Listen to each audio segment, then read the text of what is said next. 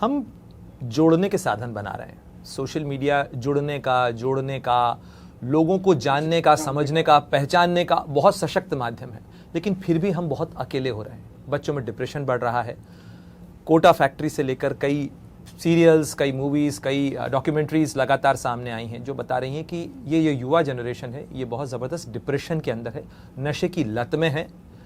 जो आप पढ़ा रहे हैं, जो आप देख रहे हैं, ये बहुत सारी उम्मीदों के साथ ज़रूर आते हैं, लेकिन क्या इनमें वो बाहुबल नहीं है या वो जो मानसिक क्षमता होनी चाहिए वो नहीं आ पा रही है? कहाँ चूक रहे हैं हम, पेरेंटिंग से लेकर एस्पिरेशन तक?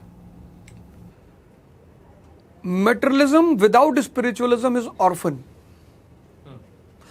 भौतिकवाद अध्यात्म के बिना अनाथ है।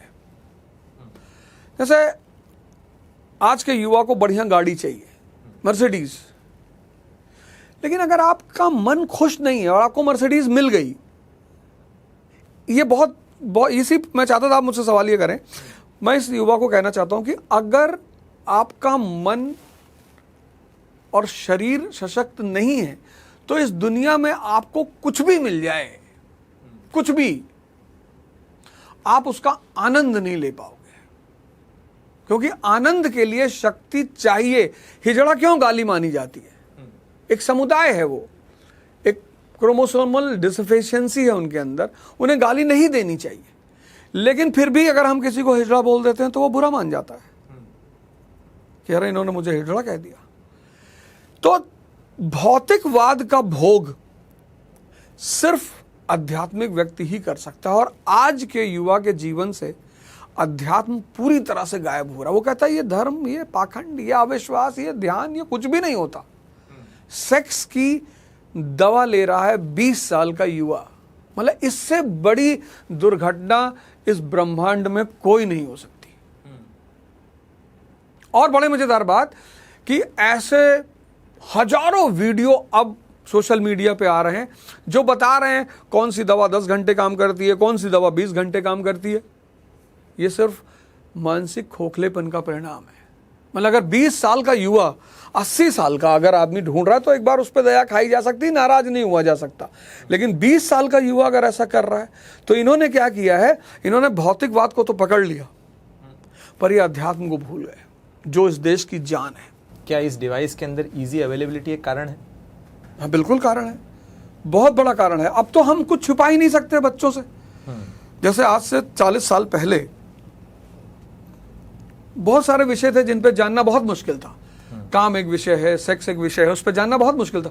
अब हम अपने बच्चों से कुछ छिपा ही नहीं सकते। सब कुछ। आप ये जो बातें करते हैं, कई छात्रों का कहना है, हाल के समय में बहुत सारे कोचिंग इंस्टीट्यूट्स को लेकर भी बहुत सारे प्रोटेस्ट हुए। छात्रों का कहना है कि अवध ओझा सर क्लास के अंदर ये सब ज्ञान की बातें करते हैं, सिविल सर्विसेज की प्रिपरेशन तो करवाते नहीं, विषय के ऊपर चर्चा होती नहीं है, वो सेक्स पर चर्चा करते हैं, वो जीवन के इस दर्शन के ऊपर चर्चा करते हैं, इसके लिए हम क्या करें? ये तो बातें बहुत जगह सुन लेते हैं।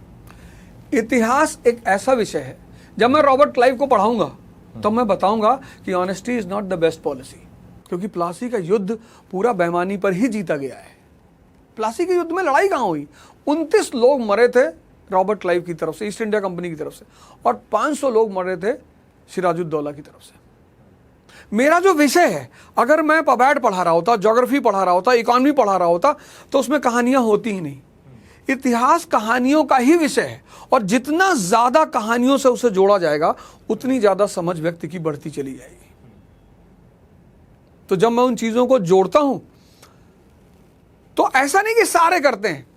ये जब किसी व्यक्ति के ऊपर हमला होता है तो 2 तरह का हमला होता है। एक हमला होता है जब आपके क्षेत्र के जो टॉपर हैं, पढ़े लिखे लड़के हैं, IAS अधिकारी हैं, अगर वो ऐसा कहें तब तो ये माना जाए कि हाँ भाई ये बात जायज़ है। लेकिन आज के समय में जब हर कोचिंग का अपना एक IT सेल है, मतलब आपको भी पता है कि किसी के बारे में कुछ भी ट्विटर पे कहलवाया जा सकता है, ट्रेंड कराया जा सकता है। आज ट्रेंड होना कोई बहुत बड़ी बात नहीं है, क्योंकि बड़ी बड़ी कंपनियां ट्रेंड कराने का ठेका लेती हैं। तो आज के युग में किसी भी व्यक्ति को, लेकिन मैं इसको बहुत पॉजिटिव लेता हूं। जैसे आपने शुरुआत में वायरल की बात कही, तो मैं कभी कभी खुद से वायरल होता हूं, प्लान करके कुछ मुद्दा देता हूं लोगों को कि भैया बहुत दिन हो गया, बड़ी शांति फैली हुई है यार, हंगामा नहीं हो रहा है। तो चर्चा की भूख है ना?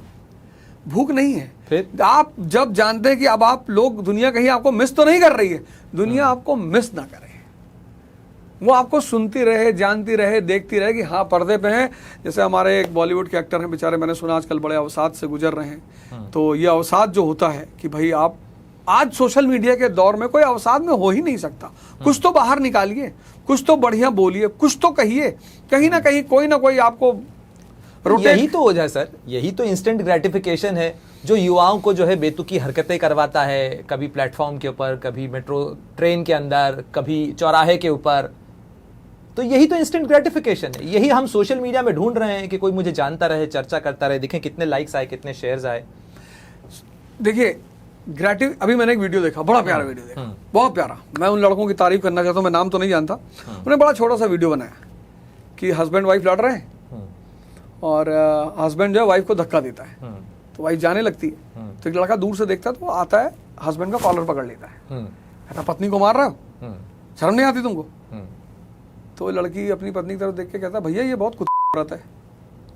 और फिर लेडी पलटती है और आती है, अपने हस्बैंड की तरफ देखती है, फिर उस लड़के की तरफ देखती है और एक चप्पल खींच के उस लड़के को मारती है जिसने उसका कॉलर पकड़ रहा होता है। अपने हस्बैंड को नहीं, लड़के को। कहती लेखपाल है, इज्जत है इनकी। क्या मैसेज दिया उस लड़की ने कि कभी भी मियाँ बीवी के झगड़े में डंडा करने की कोशिश मत करना।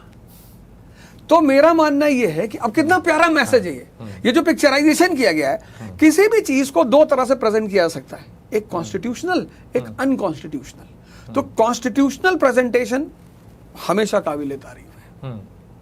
अगर आप ये वीडियो YouTube पर देख रहे हैं तो हमारे चैनल को सब्सक्राइब करें और बेल आइकन को दबाना ना भूलें। अगर आप Facebook पर ये वीडियो देख रहे हैं तो हमारे पेज को लाइक करें।